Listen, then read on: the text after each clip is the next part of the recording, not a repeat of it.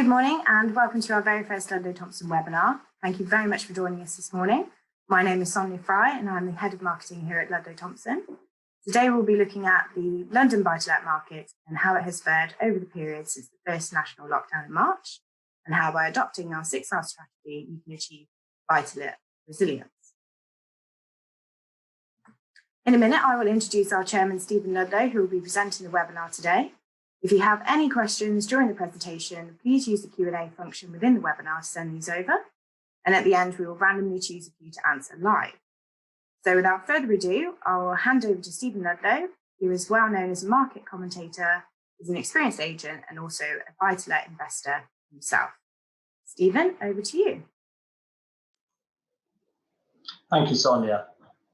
Welcome to you all, and I hope that you and your families are safe and well, and your businesses have not been unduly affected by the current situation, and that as with me, you've all been buoyed by the positive indicators surrounding the development of the COVID-19 vaccine. May I also take this opportunity to thank you for the ongoing support that you've given to the Ludlow Thompson brand and teams over the longer term, and in particular during this testing period, which has been greatly appreciated by me and my colleagues. We'll start off with a review, just a brief review of the macro situation. So there was a record 15.5% growth in GDP between July and September. And as a businessman, as an employer of people, as a father of graduate children, I found it reassuring that when we opened up the country, the nation was prepared to take a risk on the economy. And indeed, this continued into October, when the retail spend figures for both household goods stores and department stores was up. And although online shopping was up, I found it reassuring that retail shopping was also up. Also optimistic that the spring and summer have told us that if the development of the vaccine is slower than we anticipate, there's a managed solution to COVID-19, which can offer us all some encouragement. Next slide, please, Sonia.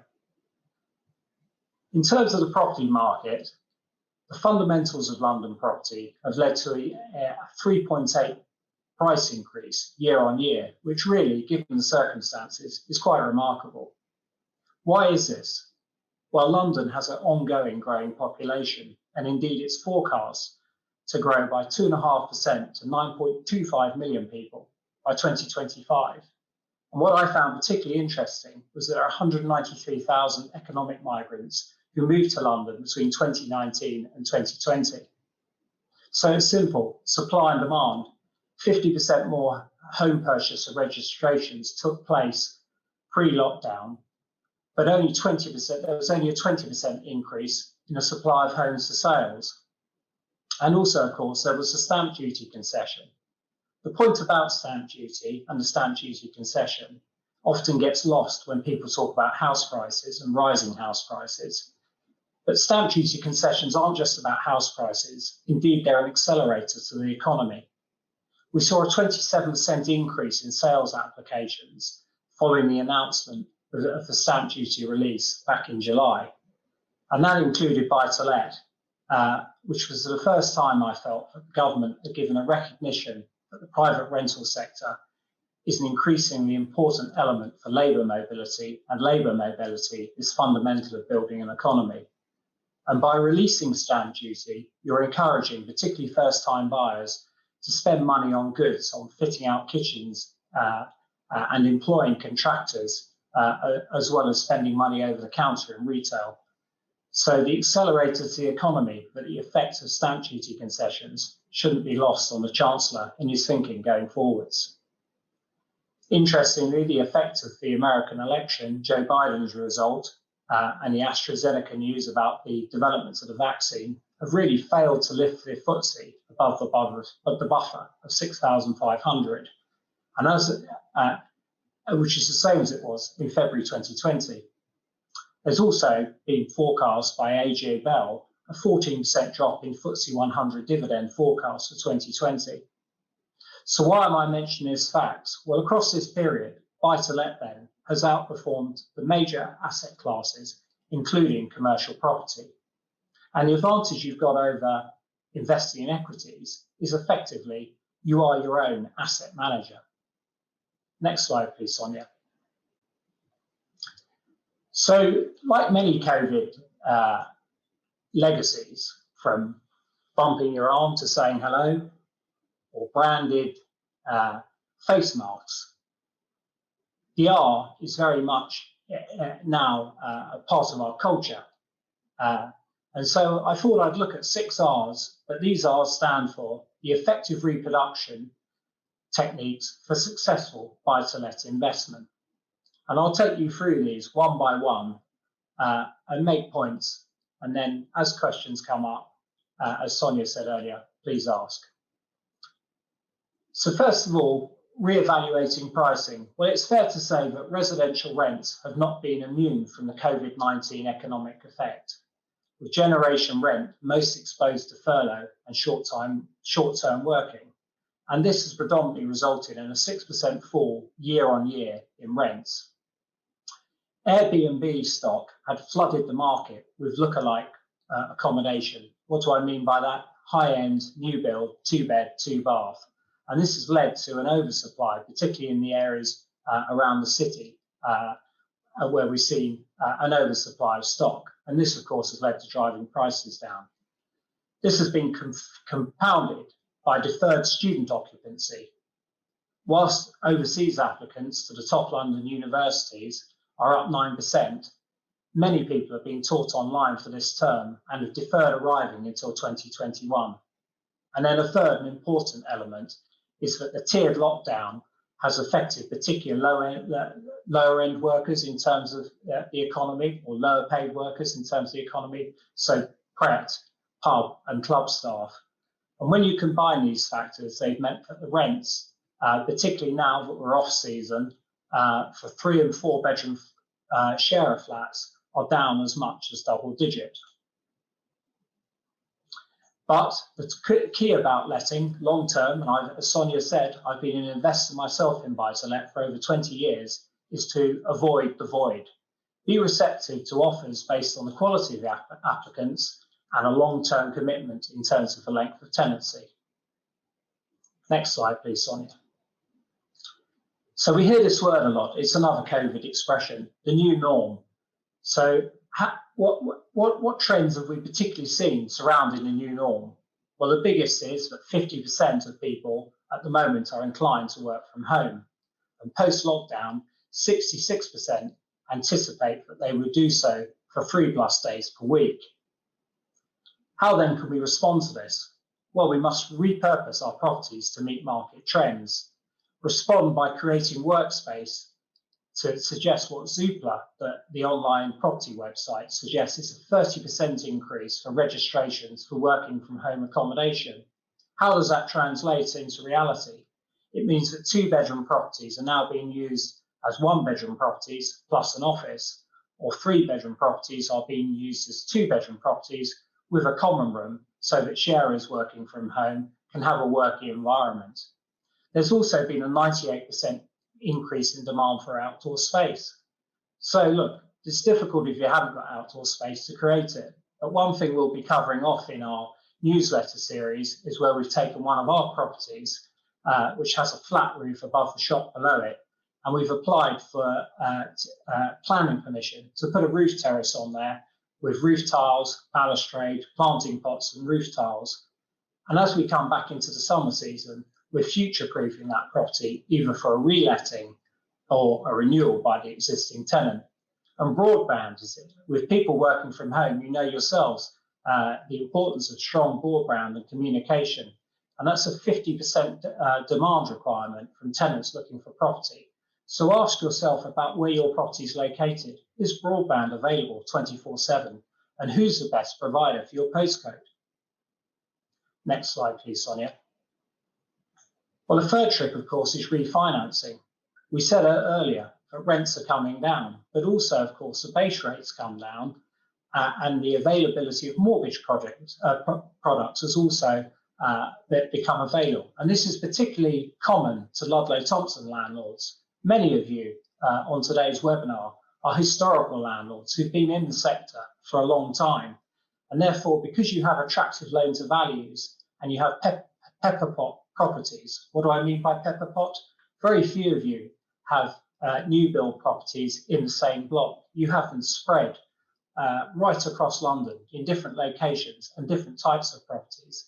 And with low loan to values and pepper pot portfolios, you're very attractive to buy-to-let lenders. And some of the rates we've seen there on the screen, for example, 1.19% 2-year fixed, 1.62% for 5-year fixed, are extremely attractive, and it costs nothing to look. So please follow the details there and contact our associate broker, Chris Lockley at Jigsaw Mortgages.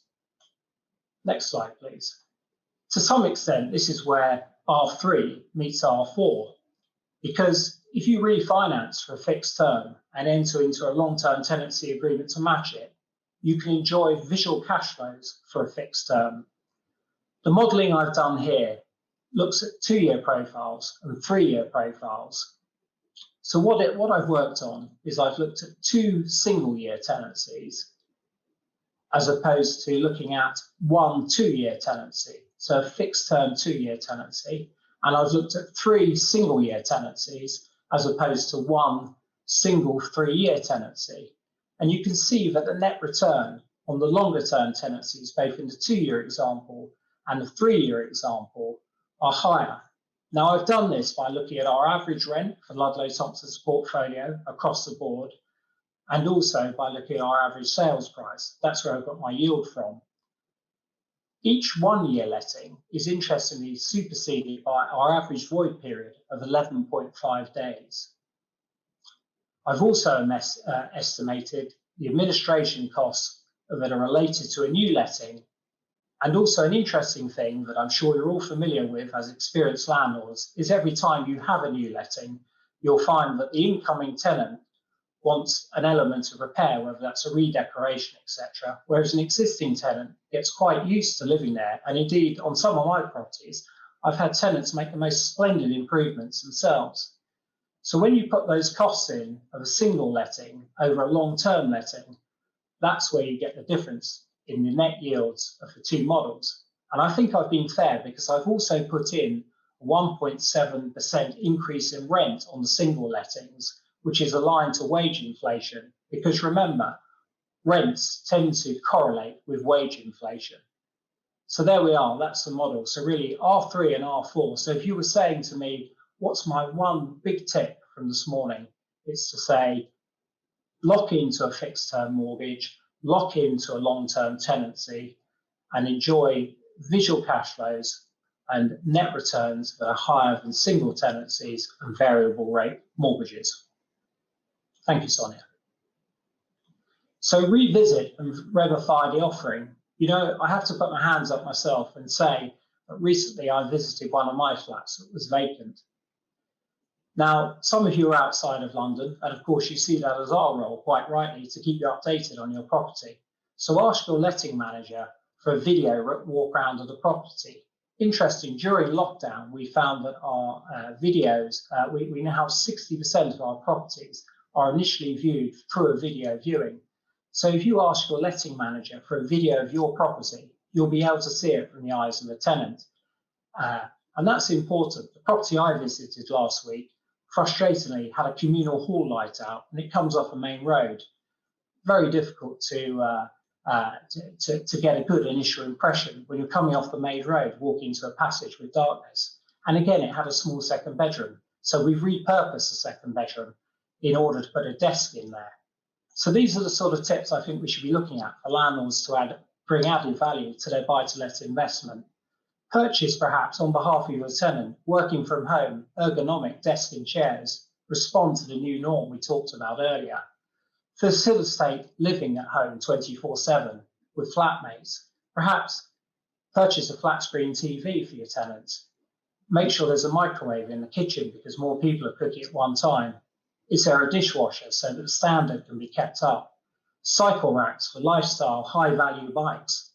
Many of our tenants want to live near to the cycle superhighways to get a quick commute to work. And indeed, as we open up London again, one of the keys is going to be the volume of people on transport and how we get to work. And cycling, I think, is going to go through yet another increase in popularity.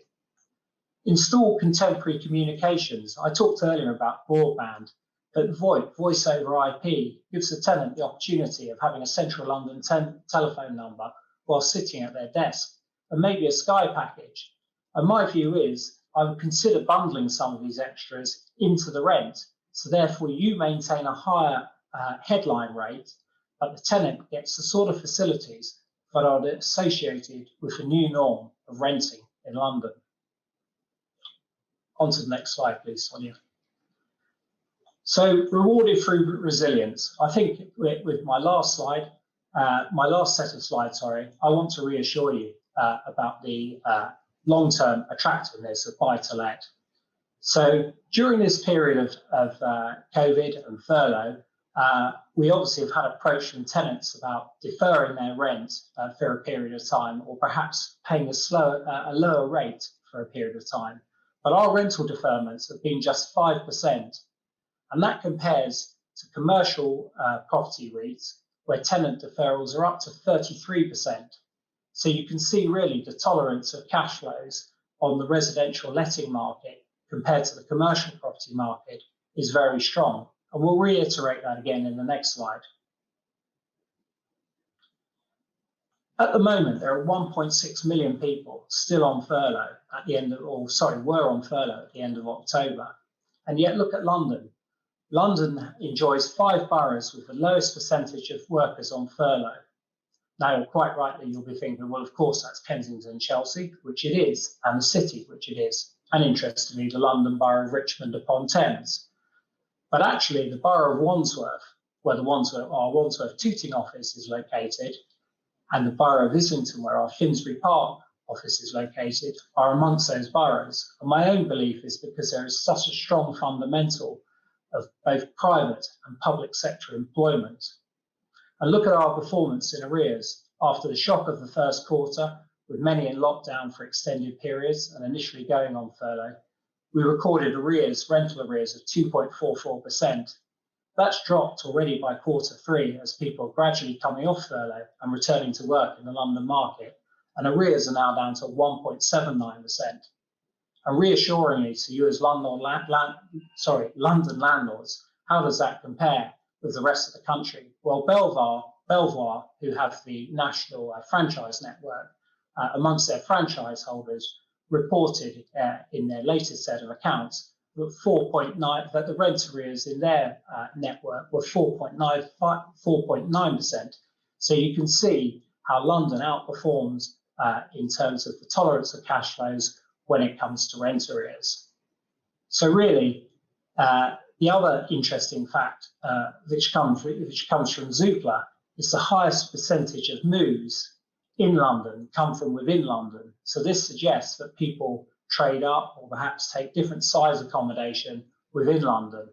And the other factor that one should consider in this is that obviously as loan to values are becoming tighter for first time buyers, you're also seeing an element of, call it generation rent, staying on the rental market for longer. So there is a long-term good supply of quality tenants. So the message overall, my final message to you overall is back your capital with the capital. Thank you very much, and back to Sonia. Thank you, Stephen. I hope you enjoyed the presentation and found something of value to take away with you today.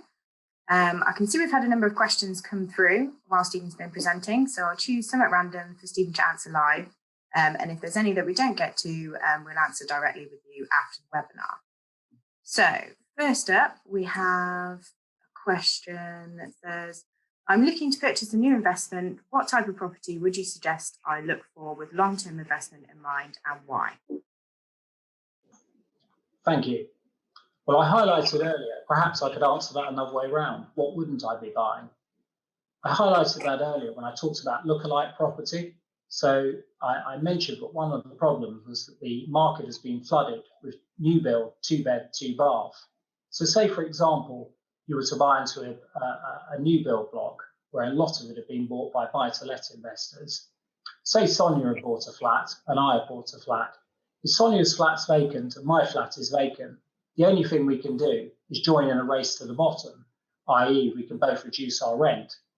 So I certainly would look at areas where perhaps you're the only buy-to-let investment in that block or in that road, for example. And you'd be able to look at that by looking at Zoopla and Rightmove, for example, as well as our own website and other agents' websites. The point about that is that you've got limited supply, therefore your proposition is particularly attractive and individual. So that would be one tip. My second tip would be to look at areas which, as I said, close to a cycle superhighway, and also have a balance between a strong public sector employment market and private sector market. So I could give you an example. Say Tooting, for example, Tooting Broadway. It's on the Northern Line, which is a very popular commute. It has a cycle superhighway going up what was the old Roman road, the A3, into central London, dividing off to the west end at Stockwell and up to the city through Elephant and Castle. It has a strong employment market, had access to the employment markets, and it also has St George's Hospital, which employs 8,000 people. So in terms of diversifying your investment, in terms of the sort of tenant and also the sort of property, that, for example, would be a good proposition. Okay, and next question. My property is currently tenanted, but my tenants are advising they can't afford to pay and are looking to leave. Should I be looking to reduce rent as rents in the market have decreased and get them to stay for the remaining of their contract? It's interesting. I think that there'll be an element of reprofiling. The Chancellor announced yesterday that public sector wages are going to be frozen. I think that will also filter through to the private sector, and indeed furlough, in a way, the fact that 80% became a line in the sand, a marker in the sand, as it were, means that I think a lot of people will be returning to work on perhaps 90%, for example, of the wage they were on back in February. And there is a correlation between rents and wages. So the softening of rents we may see continue. So my advice then would be perhaps to approach that tenant, but obviously you want something in return. So perhaps look at reviewing the rent to a lower level, but come back and ask for a longer term commitment, because as I illustrated earlier, the net yield on a long-term commitment can outstrip single year lettings, even with a slight rent increase on each and every occasion. And if you do that in combined with refinancing, as I advised earlier, then that really, I think, would be a sensible strategy for the meantime. Thank you, Stephen. So final question. I'd like to know more about the advice for creating the roof terrace that you mentioned earlier. When will the buy-to-let newsletter series be coming out? So we're just putting in the planning application for the roof terrace at the moment, and we'll be doing a case study on the website about how we did that. So we will keep you informed on that, and we'll do a sort of timeline, taking photographs of the roof terrace as it is today, the detail behind the planning application, and then putting in the French windows and the finished product, which hopefully the tenants will be enjoying in time for this summer. At the same time, we're also repurposing a garden area. So we have a flat above a shop, and we're repurposing a garden area. We've put a planning application in, which is successful, to put a staircase from the flat down to the garden area. And at the moment, we have a gardener in there, making that an acceptable area. Because over the summer period of lockdown, we saw that the properties that had gardens and access to outdoor space not only were the quickest to let, but they pretty much maintained their rents at the same level as the year before. So that's a lesson we've taken on board. And for those of you who've got that opportunity to look at your properties in that light, that would be a good bit of advice. Thank you, Stephen. And thank you so much to everyone for your questions. Before we sign off, we'd love to hear your feedback on today's webinar. And if there are any topics that you'd like to see Stephen and or industry experts present in the future, please let us know by emailing marketing@ludlowthompson.com. And we'll also follow up with an email after the webinar anyway, so you'll have that there. Thank you all once again for joining us and have a lovely day. Thank you.